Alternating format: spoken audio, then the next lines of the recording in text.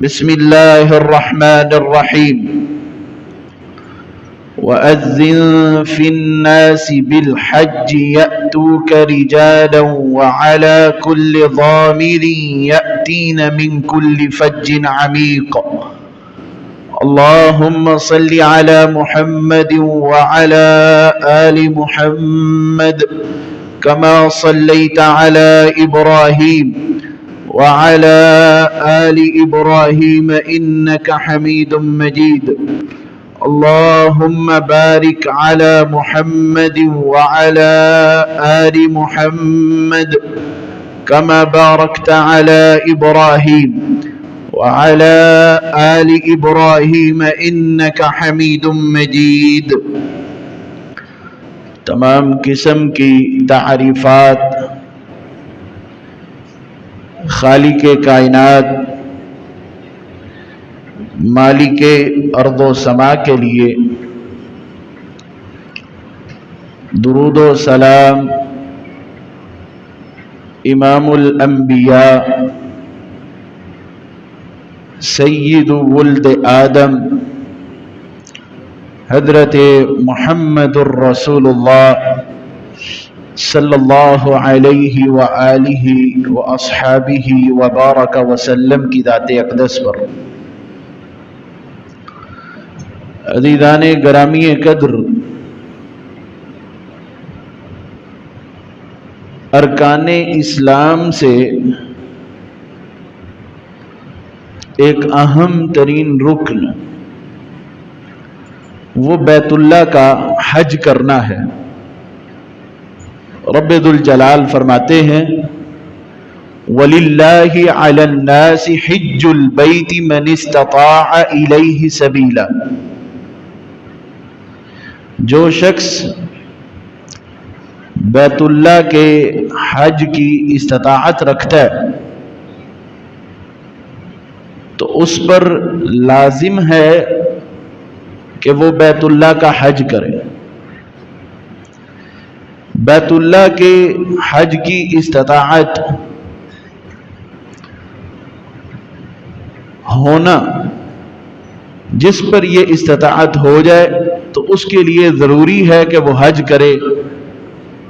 اور یہ حج کا رکن اس پر اس صورت میں فرض ہو جائے گا۔ وَتَزَوَّدُوا فَإِنَّ خَيْرَ الزَّادِ التَّقْوَى، اور حاجی کے لیے یہ ضروری ہے کہ وہ اپنے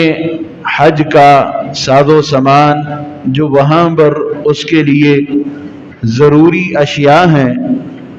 ان کو اپنے پاس رکھے اور پھر سفر کرے، اور بہترین جو زاد راہ ہے وہ تقوی ہے۔ انسان کے پاس سفر حج کے لیے کرایہ اور پھر وہاں رہنے کے تمام اخراجات یہ جب ہوں گے تو تب اس پر حج واجب ہو جائے گا، اور جس شخص کے پاس یہ تمام چیزیں موجود ہیں اور حج اس پر واجب ہو چکا ہے تو اب اس کو یہ چاہیے کہ وہ یہ فریضہ سر انجام دینے میں تاخیر نہ کرے،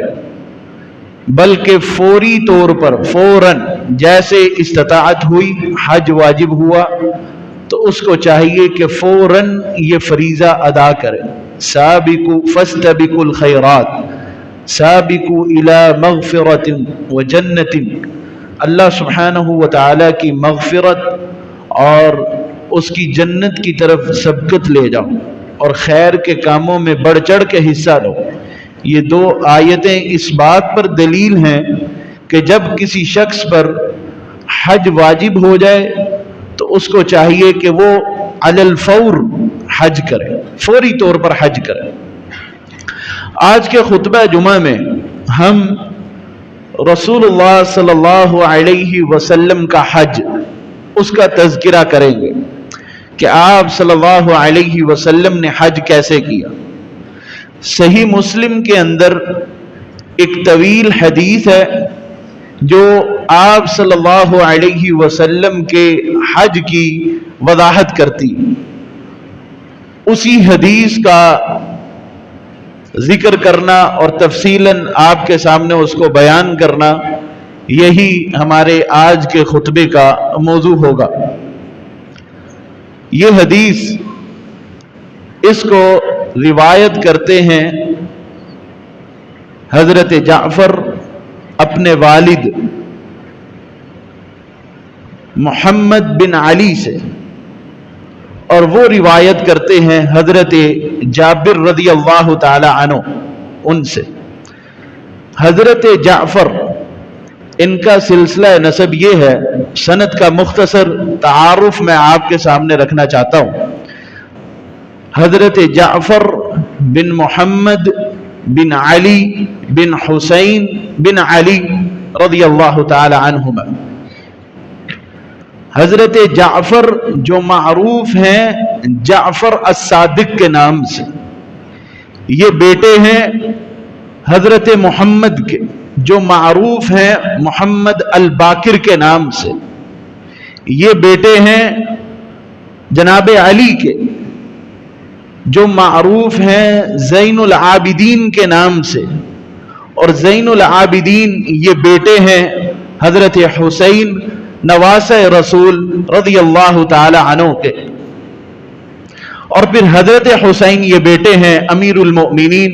حضرت علی رضی اللہ تعالی عنہ کے۔ حضرت جعفر یہ روایت لیتے ہیں اپنے والد محمد سے جو محمد الباقر کے نام سے معروف ہے۔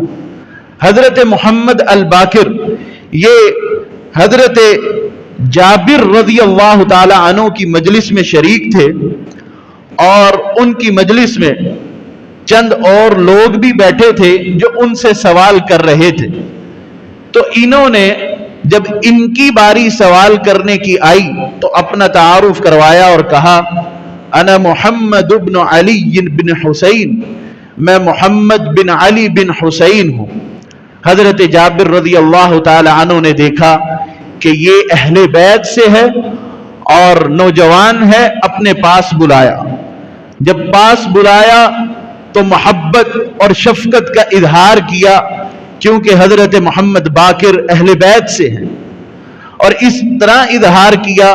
کہ اپنے ہاتھ کو ان کے سر پر رکھا، اور پھر ان کی قمیض کا پہلا بٹن کھولا، پھر دوسرا بٹن کھولا، اور پھر اپنی ہتھیلی کو ان کے سینے پر رکھ کر اپنی پیار، محبت اور شفقت کا اظہار کیا۔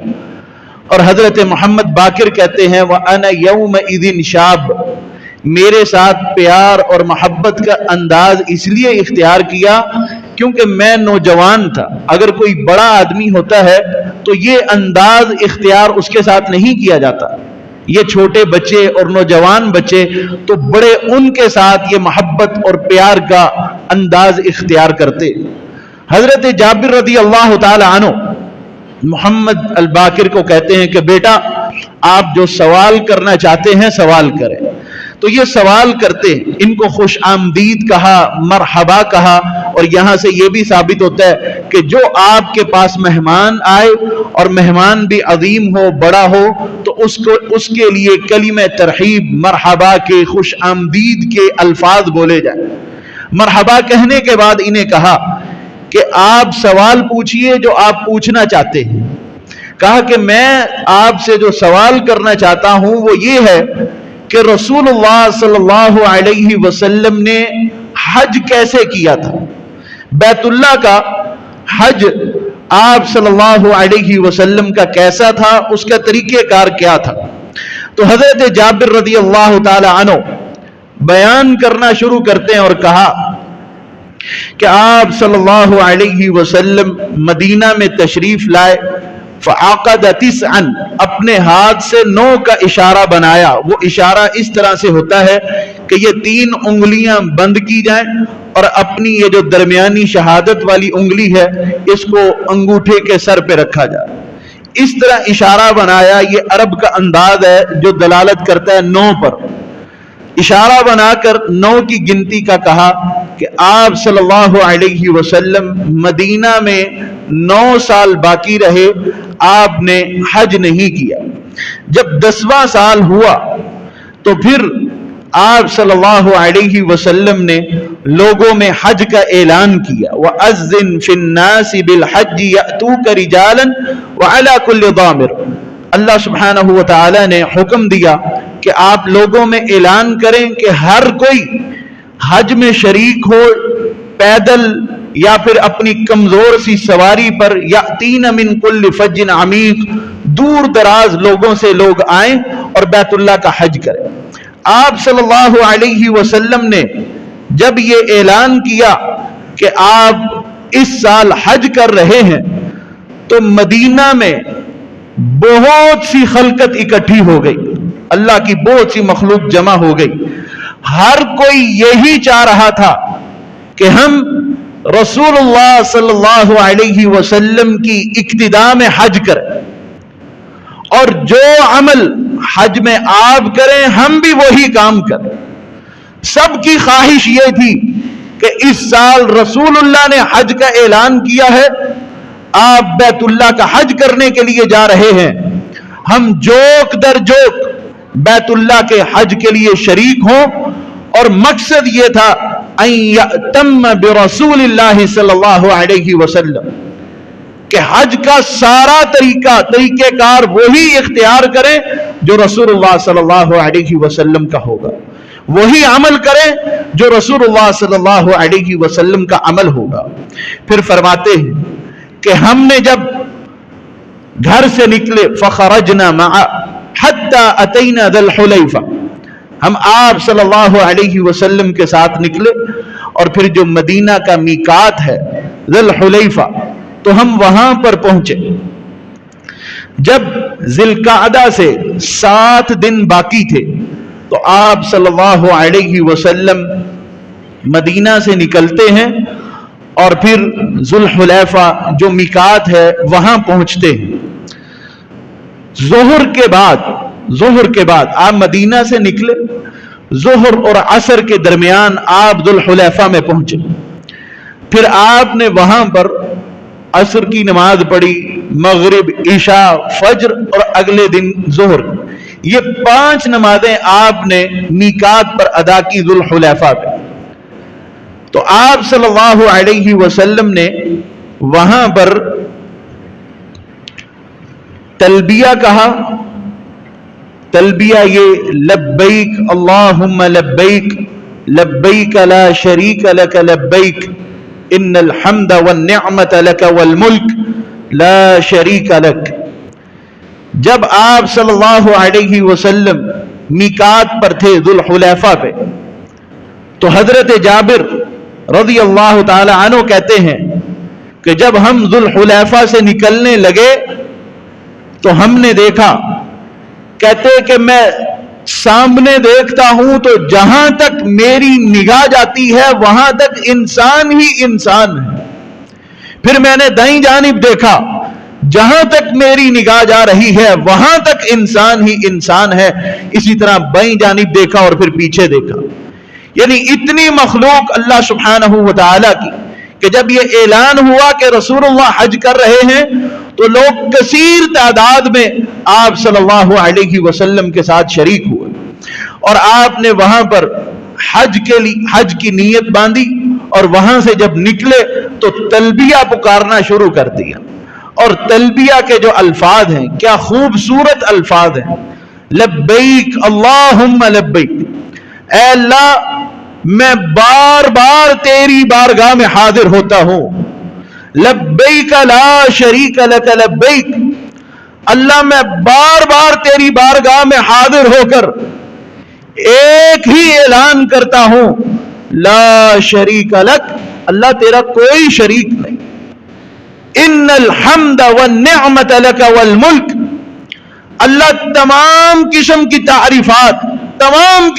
تعریفات وہ اگر ہیں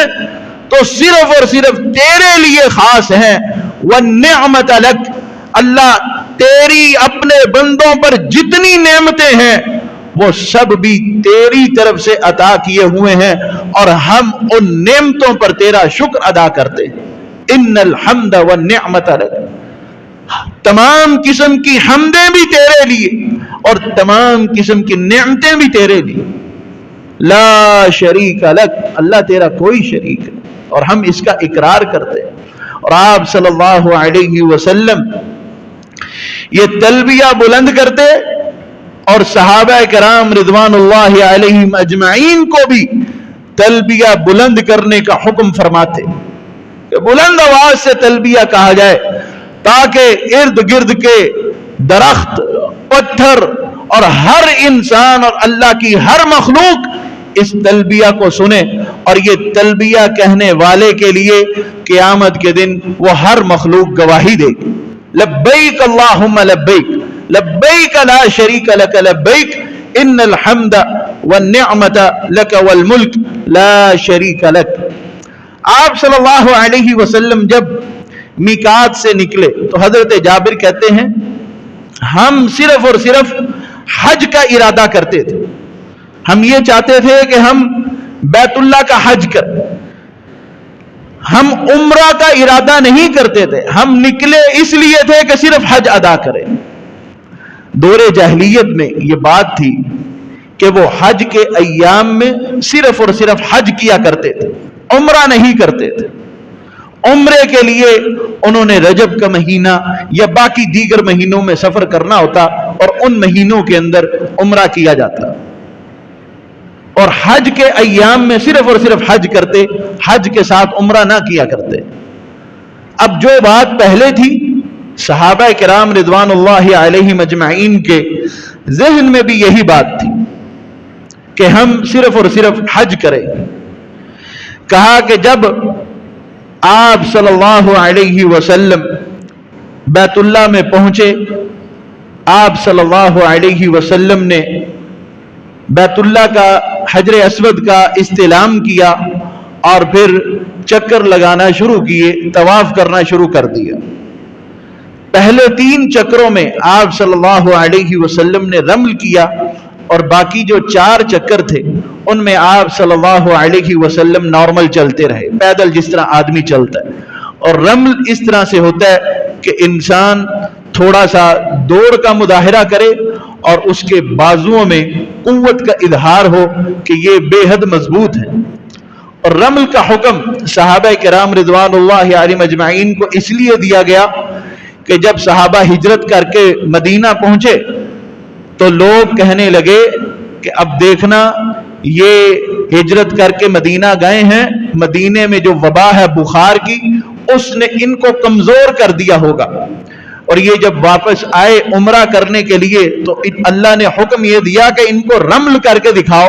تاکہ ان کو پتہ چلے کہ مسلمانوں کی قوت باقی ہے۔ اور جب مسلمان عمرہ کے لیے آئے تو انہوں نے رمل کیا اور کہتے ہیں واللہ یہ تو پہلے سے بھی زیادہ مضبوط ہو کے آئے ہیں، ہم نے جو گمان کیا تھا کہ ان کو ہجرت کرنے کے بعد مدینے کا بخار کمزور کر دے گا، مدینے کے بخار نے ان کو کمزور نہیں کیا، یہ پہلے سے قوی اور طاقتور ہو گئے۔ اور اللہ سبحانہ و تعالی نے اس رمل کو قیامت تک کے لیے باقی رکھا کہ کوئی بھی حج یا عمرہ کرنے کے لیے جائے گا، جب بیت اللہ کا طواف کرے گا تو پہلے 3 چکروں میں رمل کرے گا۔ اب چونکہ رش ہے، ازدحام ہے، بہت زیادہ رش ہے جس کی وجہ سے رمل کرنا مشکل ہوتا ہے، تو پہلے 3 چکروں میں یہ اہتمام کیا جائے کہ انسان رمل کرے وہاں جہاں اس کے لیے رمل کرنا ممکن ہو۔ اگر رش ہے اور آدمی کے ساتھ آدمی جڑا ہوا ہے تو پھر رمل نہیں کیا جا سکتا، تو پھر اطمینان سے چلا جائے۔ اگر پہلے 3 چکروں میں موقع مل گیا رمل کرنے کا تو کریں، اب یہ نہیں کہ کوئی کہے کہ 3 کے بعد مجھے چوتھے میں رمل کا موقع مل رہا ہے تو اب وہ رمل کی جگہ نہیں ہے، اب نارمل چلنے کی جگہ ہے۔ تو آپ صلی اللہ علیہ وسلم نے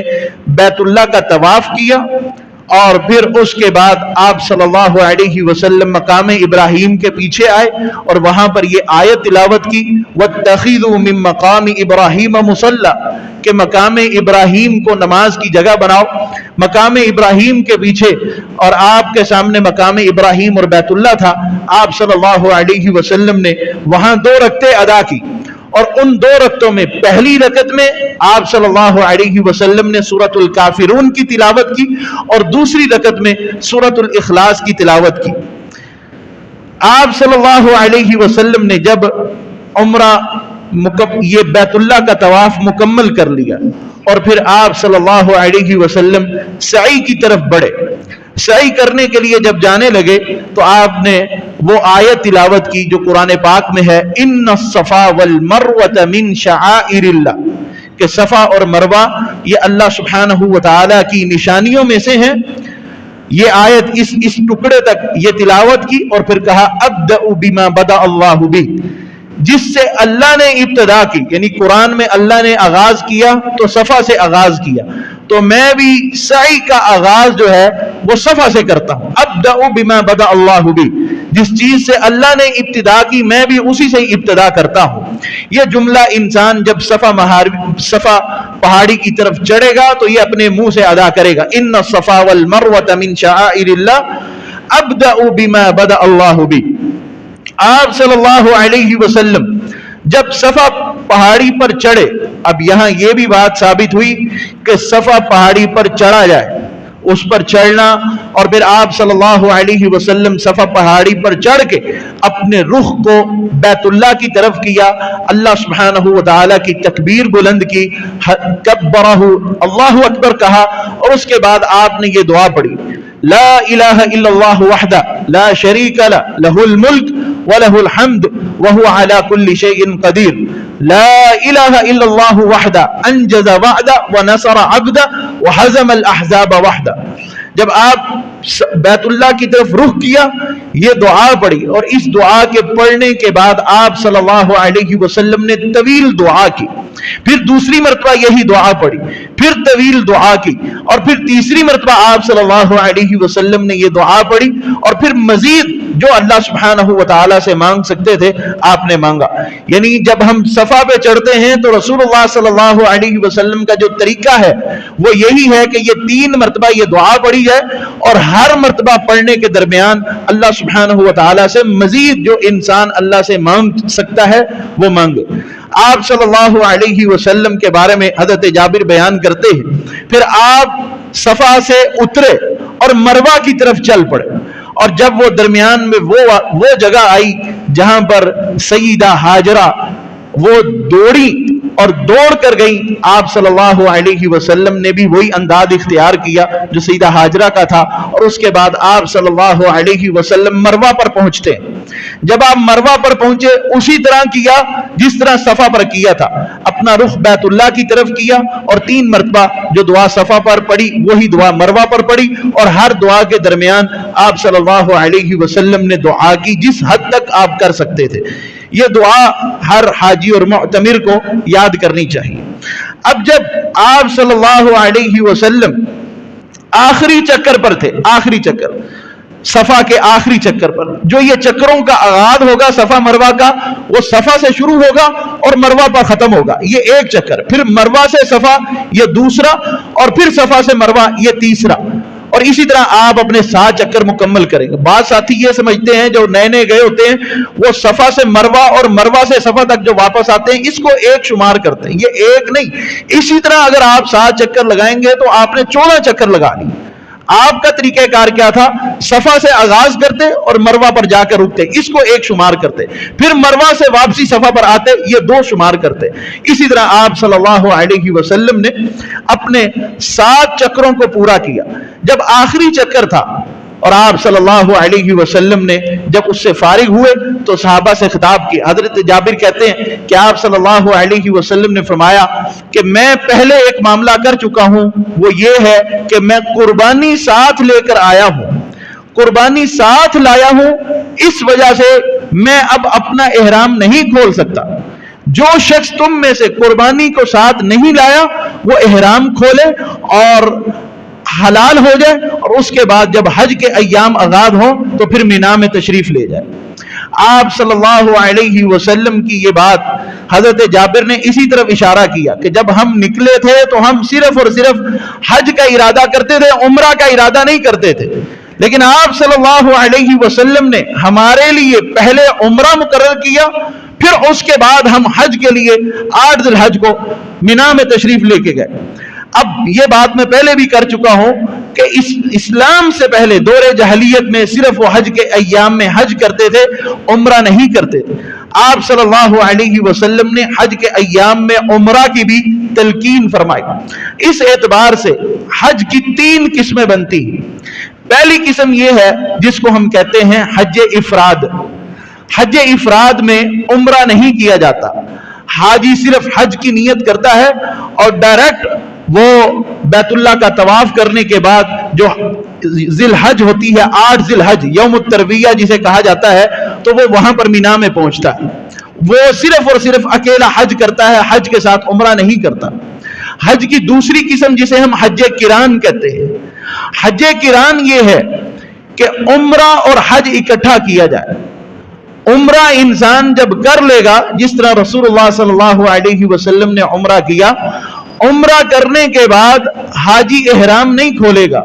اور جو قران کرنے والا ہے حج قران، وہ اپنے ساتھ قربانی لے کے جاتا ہے، جس طرح رسول اللہ صلی اللہ علیہ وسلم اپنے ساتھ قربانی لے کر گئے۔ اور آپ صلی اللہ علیہ وسلم نے صرف اور صرف قربانی ساتھ ہونے کی وجہ سے حج تمتع نہیں کیا۔ حج تمتع میں حج اور عمرہ اکٹھا ہوتا ہے، لیکن عمرہ کرنے کے بعد احرام کھول دیا جاتا ہے، جس طرح آپ صلی اللہ علیہ وسلم نے باقی تمام صحابہ کرام رضوان اللہ علیہم اجمعین کو تلقین کی کہ انہوں نے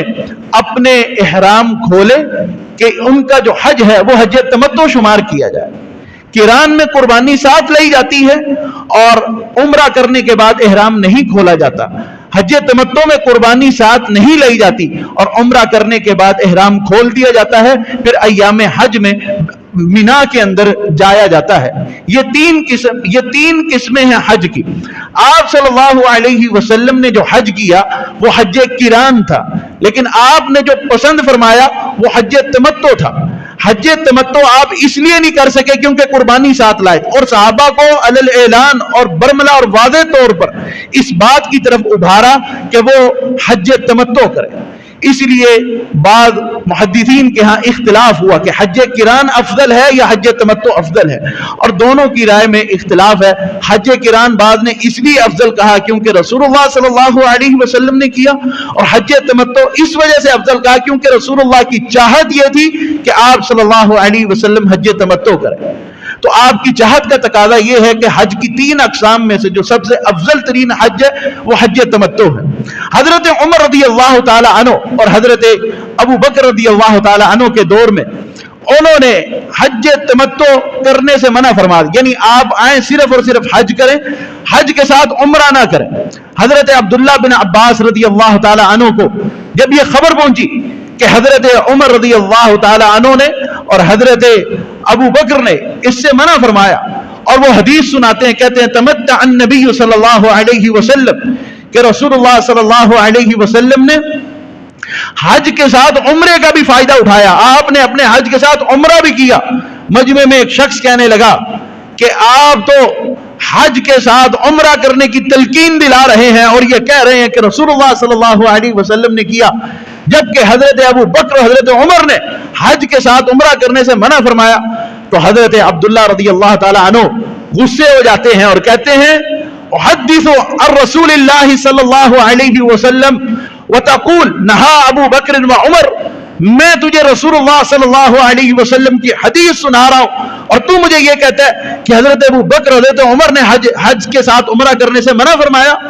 آپ کی بات اور آپ کا طریقہ کار یہ تھا کہ آپ صلی اللہ علیہ وسلم نے حج کے ساتھ عمرہ کیا، یعنی یا تو آپ حج قران کریں یا حج تمتع کریں۔ آج جو ہمارے لیے آسان ہے وہ حج تمتع ہے۔ حج تمتع کیا جائے کہ جائیں ہم عمرہ کریں اور عمرہ کرنے کے بعد احرام کھول دیں اور مینا کے ایام میں ہم 8 ذی الحج کو جسے یوم الترویہ کہا جاتا ہے وہ مینا میں پہنچ جائیں۔ آپ صلی اللہ علیہ وسلم نے اس مسئلے کو واضح کیا۔ مجمع سے ایک شخص نے سوال کیا حضور کیا یہ اسی سال ہے کہ ہم حج کے ساتھ عمرہ بھی کر رہے ہیں یا یہ قیامت تک کے لیے یہ فیصلہ ہے؟ آپ صلی اللہ علیہ وسلم فرمایا بل للابد، کہ یہ فیصلہ اب ہمیشہ کے لیے ہے کہ آپ حج کے ساتھ عمرہ بھی کر سکتے۔ آپ صلی اللہ علیہ وسلم نے جب حج کے ساتھ عمرہ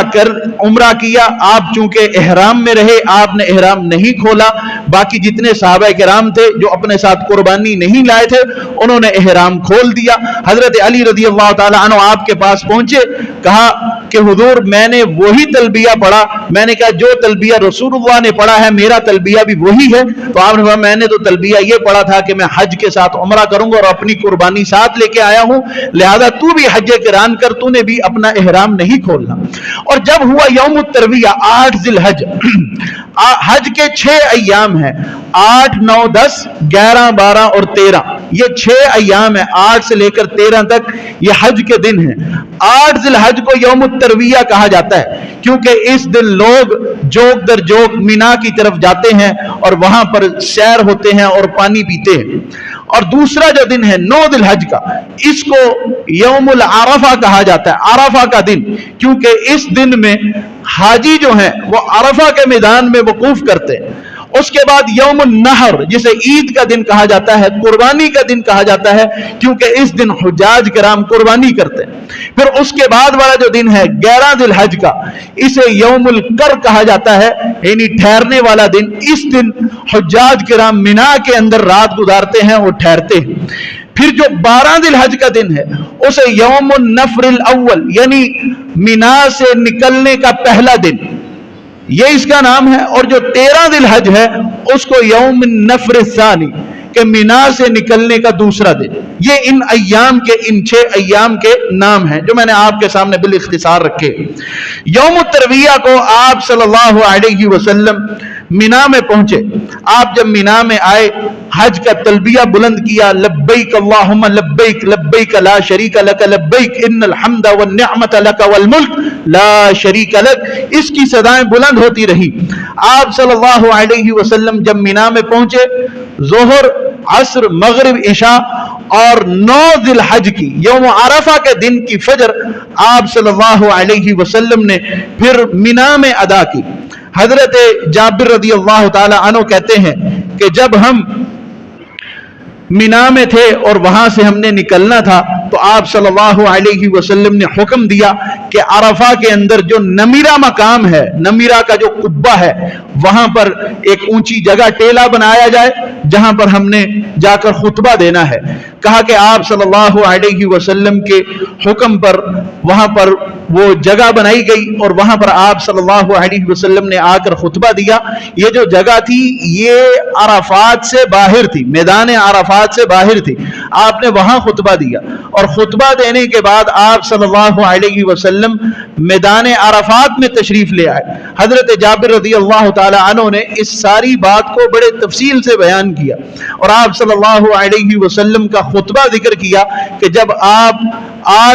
8 जिलहज मिना में रहे और 9 जिलहज की फजर की नमाज अदा करने के बाद वहां से निकले और ज़वाले शम्स के बाद, ज़वाले शम्स, सूरज के ज़ाइल होने के बाद आप सल्लल्लाहु अलैहि वसल्लम अरफात में पहुंचे, वहां पर खुतबा दिया और खुतबा भी तफसील से है जिसमें कई अहम और बुनियादी और इस्लाम की जो अहम तरीन बातें हैं आप सल्लल्लाहु अलैहि वसल्लम ने उनका तज़किरा फरमाया। वो सारी बातें हम फिर किसी मौके पर जिक्र करेंगे। अभी सिर्फ आप सल्लल्लाहु अलैहि वसल्लम के हज के तरीके को देखते हैं।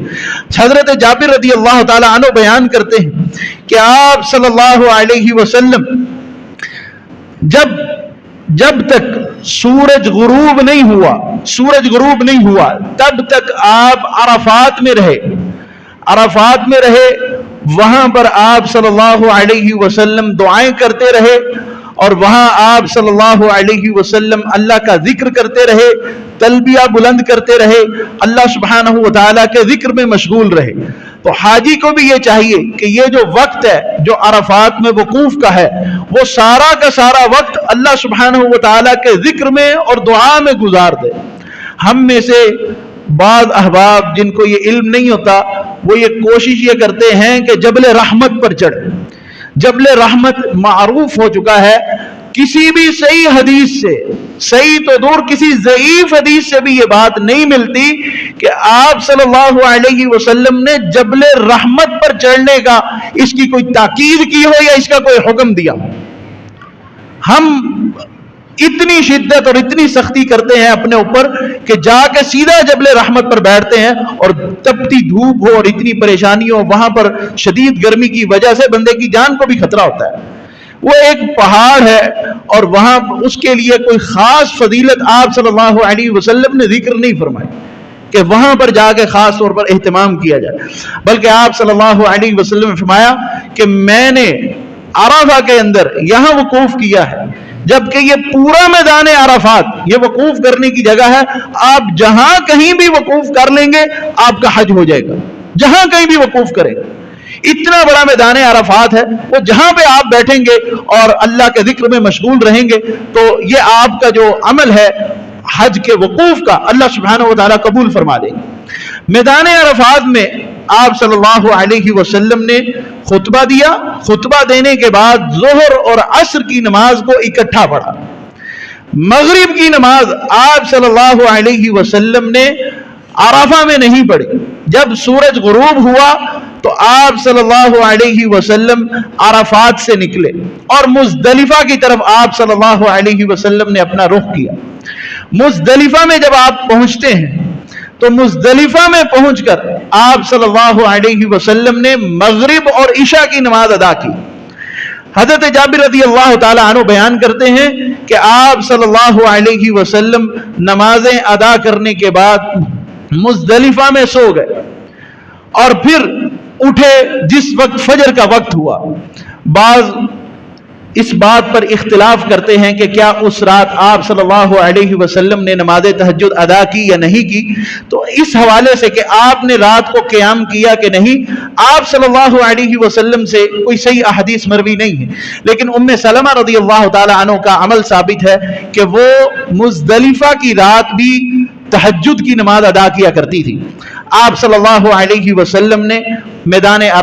مزدلفہ میں فجر کی نماز پڑھی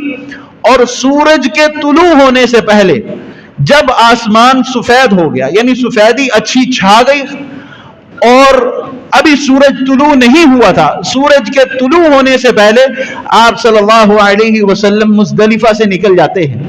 اور یہ جو وقت تھا فجر کی نماز ادا کرنا اور اس کے مزدلفہ سے نکلنے سے پہلے کا جو وقت تھا، یہ سارا وقت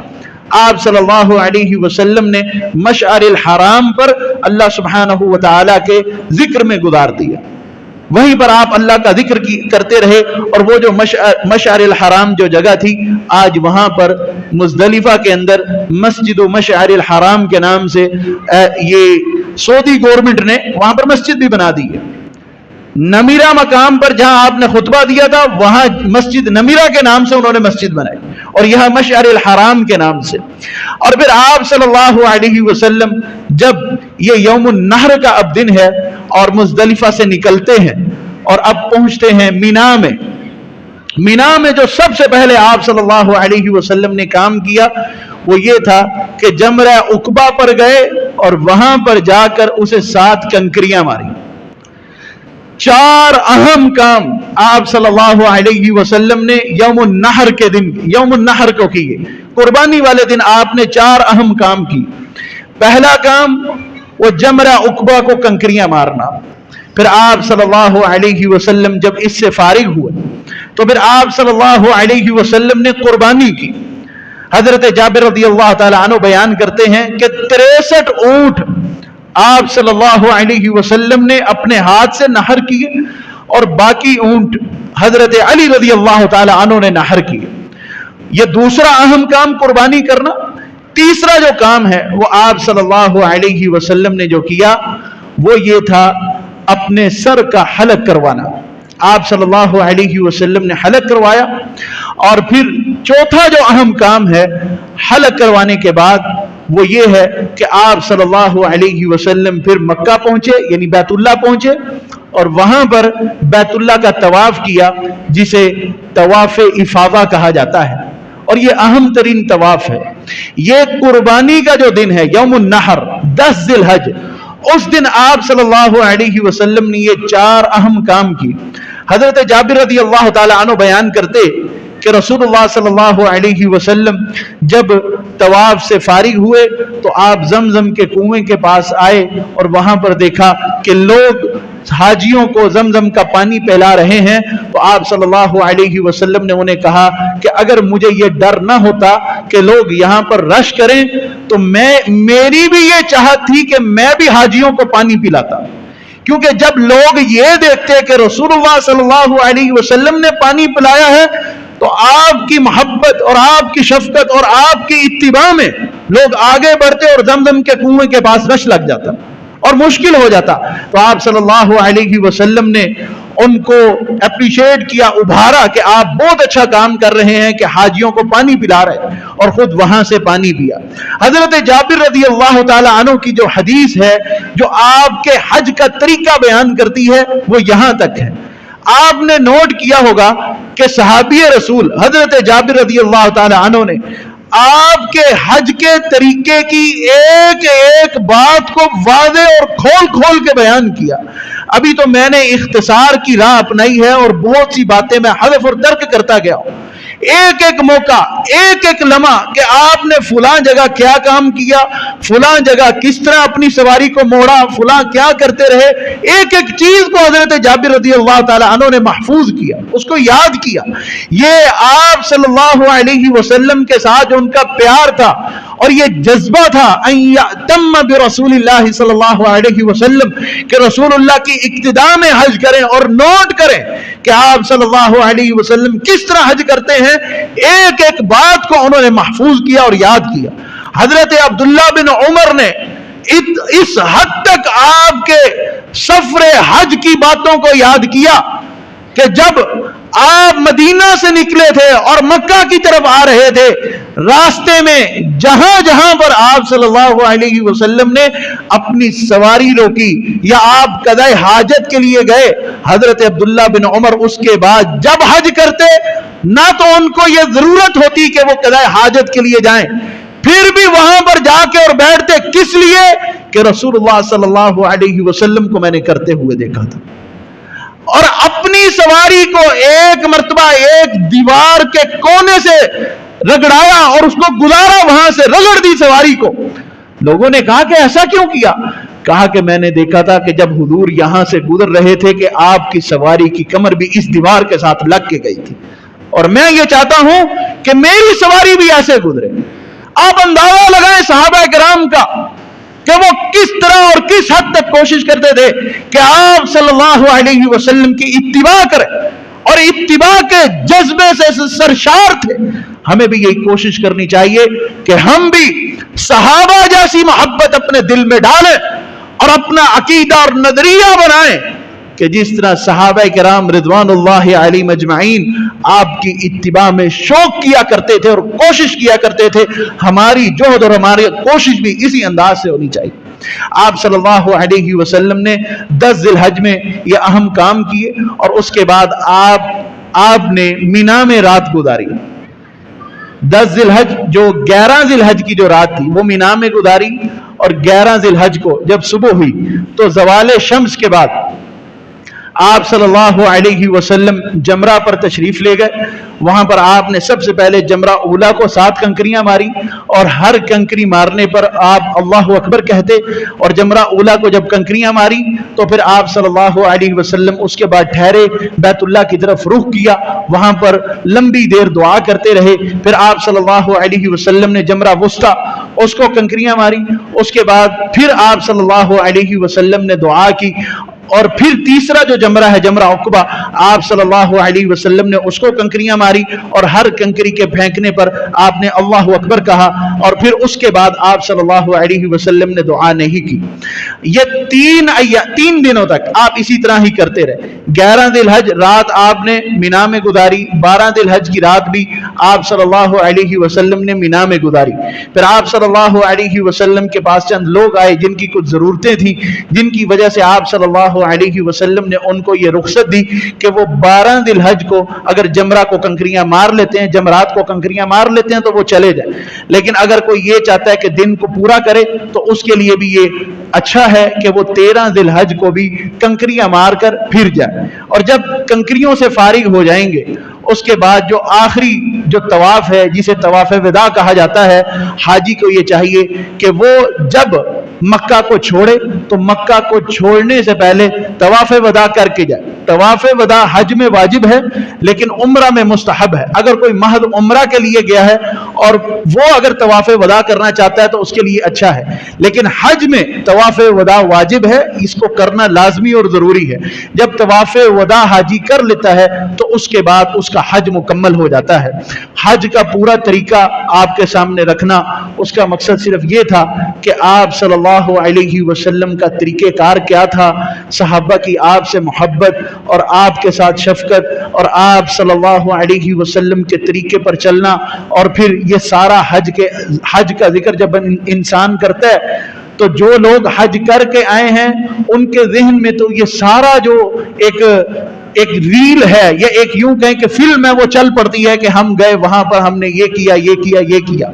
और जो लोग बैतुल्लाह का हज नहीं कर सके, ना उन्होंने वो मिना में गए, ना अरफात में गए, ना मुज़दलिफा में गए, जब वो ये बातें सुनते हैं और आप सल्लल्लाहु अलैहि वसल्लम के हज का तरीका सुनते हैं तो दिल में शौक पैदा होता है, जज्बा पैदा होता है कि अल्लाह सुब्हानहू व तआला हमें भी ये तौफीक इनायत फरमाए कि हम भी बैतुल्लाह का जाके हज करें। अल्लाह सुब्हानहू व तआला से दुआ है, ऐ अल्लाह जो लोग तेरे घर को नहीं देख सके उनके लिए ये आसानी पैदा फरमा, वो जाएं उम्रा भी करें और हज भी करें। अल्लाह जो देख चुके हैं अल्लाह उनको फिर ये मौका नसीब फरमा, उनको ये फिर तौफीक अता फरमा कि वो बार बार तेरे घर की ज़ियारतें करते रहें। अल्लाह सुब्हानहू व तआला से दुआ है कि रब्बे ज़ुल जलाल हमारे दिलों में मक्का और मदीना की मोहब्बत को बढ़ा दे, हमारे ईमान को ताज़ा करे, हमें बार बार तौफीक अता फरमाए कि हम मक्का और मदीना जाते रहें और ज़ियारतें करते रहें। अल्लाह सुब्हानहू व तआला मेरा और आपका हामी और नासिर हो। वमा अलैया इल्लल बलागुल मुबीन।